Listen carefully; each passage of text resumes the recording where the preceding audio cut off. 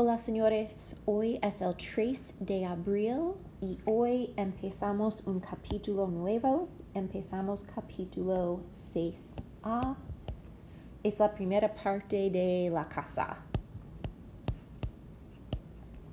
Today you will find vocab about things in your bedroom, colors to describe your bedroom, and then also a review of location of items in the room. Esto es un dormitorio. This is a bedroom. Un dormitorio. There are many words for bedroom in Spanish. We also have the word una habitación o una recámara. Has the word cama in it, cama being bedroom, recámara, and sometimes you'll hear the word un cuarto, a room, mi cuarto, my room. Este cuarto es de mi hijo. En el cuarto hay, there is, hay, H-A-Y, there are. Hay una cama, aquí. Hay un armario, a closet, un armario. Hay dos ventanas, uno y dos ventanas. Las ventanas tienen cortinas. Tienen, they have, las cortinas. Su cuarto es rojo, red, y blanco. Él tiene un escritorio. En el escritorio hay una computadora y una lámpara. También hay una cómoda debajo de la ventana. Una cómoda is a dresser, something that holds your clothing. He has some under his bed as well. También en el cuarto hay los estantes para los libros. Los estantes. I would take a minute and look over your vocab again about the different things in a room and use these pictures as an example to help you identify items. ¿De qué color es este dormitorio?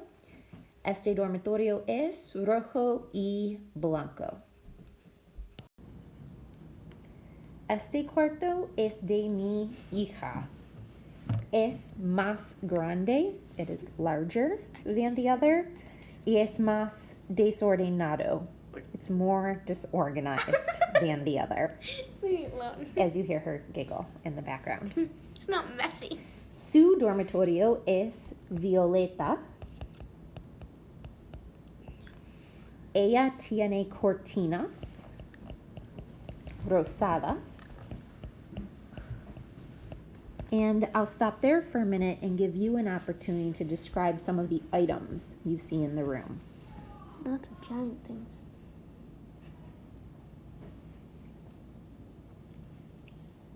Okay, repitan, por favor. La cama, los estantes, las ventanas, las cortinas, la cómoda,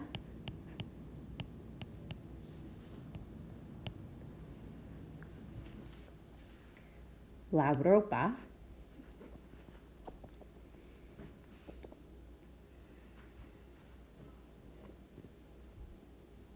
there are a few things in her room that you cannot see. For example, we cannot see el armario, the closet, which is over on this wall, or el espejo, the mirror, which hangs above her dresser. And we also do not see los estantes de libros, which is next to the closet. Aquí hay una lámpara y una mesita de noche. Una mesita de noche is a night stand or night table. Dormitorio es grande, es violeta y es desordenada.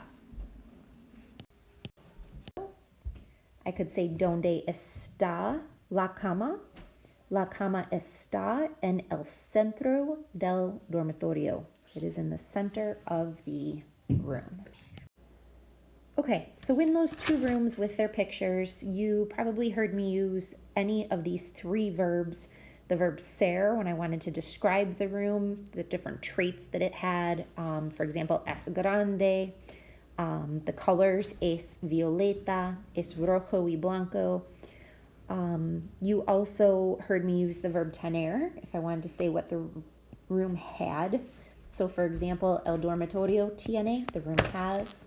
Or mi hija tiene, my daughter has.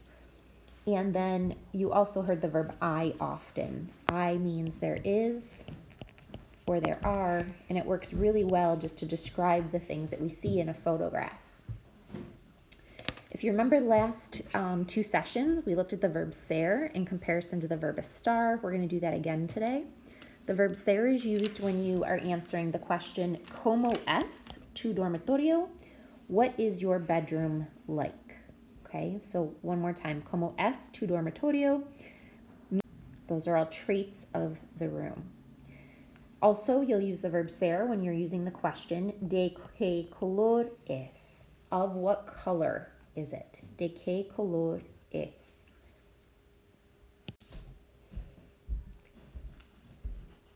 Okay, so again, the verb ser will be used when you are describing the bedroom as well as the colors of the bedroom.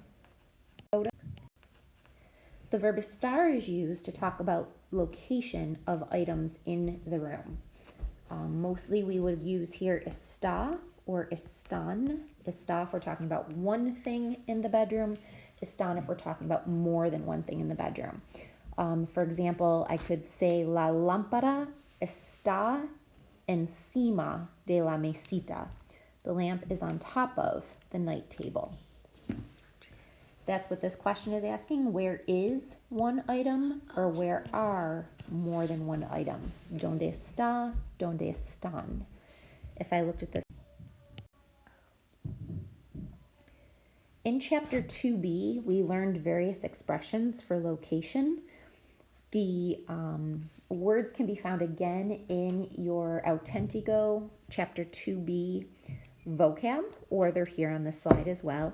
Just a quick review of those. Aquí means here. Allí means there. So for aquí, I could point out the lamp. I could say la lámpara está aquí. The lamp is here. And el escritorio está allí. The desk is there. Something that is aquí is closer to the speaker. Allí is a little bit further away. El lado de meant next to. Again, if I look at the lamp, la lámpara está el lado de la cama. The lamp is next to the bed. You heard me use está el lado de la cama. If I were to talk about something being next to the desk, for example, the closet, I would say el armario está al lado del escritorio. And the reason I use del is because de and el coming from el escritorio, combine to form del. Again, we talked about that in chapter 2b. Debajo de is used for under or underneath. La alfombra, the rug, la alfombra está debajo de la mesa. It is under the table. Delante de is in front of. I suppose we could say la silla está delante de la cama. The next expression, detrás de, is behind. In this photo, we could say that the window is behind the bed. La ventana está detrás de la cama. En is on or on top of or in. Perhaps los libros están en los estantes. The books are on the shelves. Encima de also means on top of. We could also more specifically say los libros están encima de la mesita. The two new expressions in chapter 6a for location are a la derecha de and a la izquierda de. A la derecha de means to the right of, and a la izquierda de, to the left of. So in this photo, looking at it head on from my perspective, I could say el armario está a la derecha de la cama y la ventana, there's another window over here, está a la izquierda de la cama. I think just looking at the picture that we might have forgotten one to describe el cuadro, the poster or picture here on the wall. Again, this is called el cuadro. We could say está encima de la cama. It is above the bed. So we can use encima de as on top of or above. You will only find these two words in Auténtico, which is why my Quizlet link is probably better for you to use for review. Okay, so those are the expressions we use with estar to say where something is located in our room. The last thing I'd like you to look at today is this real short dialogue between Julieta and her friend Marcos as they talk about their rooms. And just take a minute to read through it, noticing that the words in blue are new terms. I'll go through those with you in just a minute. Also here you have los colores, the different colors. We will look at those for pronunciation as well. Let's begin there. Repitan, por favor. Rojo, anaranjado, amarillo, rosado, verde, azul, morado, or violeta, you heard me use that earlier, marrón, also café, blanco, gris, y negro. One more item that we see here in these pictures that we did not see in the two photos I shared, well, 3 photos I shared with you, is el despertador, which is an alarm clock. Most of us use our phones as alarm clocks. Okay, so again, I would like you to just take a few minutes and read through this conversation between Julieta and Marcos. If there's anything there that you don't understand, any vocabulary, you'll want to take a minute and look that up, because any of the terms that are there would also be in Auténtico.